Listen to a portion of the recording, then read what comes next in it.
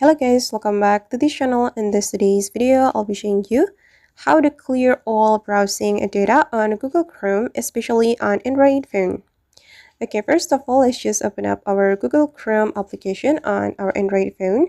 And after that, we can click on our profile right here. Just click on your profile, and here you can scroll down and click on privacy and security. And if we want to clear all browsing data, we can click on this option, clear browsing data.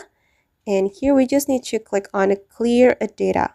And the browsing history, cookies, and site data, and also the cached images and files will be totally removed from your Google Chrome. And I'm just going to click on it. Then we will get this questions and just click on clear. Okay, and now all of the browsing data has been deleted from my Google Chrome. Alright guys, and that's how we can clear all browsing data on Google Chrome, especially on Android phone. I hope this tutorial will be useful for you. Thank you so much for watching. And if you found this tutorial useful, don't forget to hit the like button, leave your comments, and also subscribe to this channel. See you on the next video.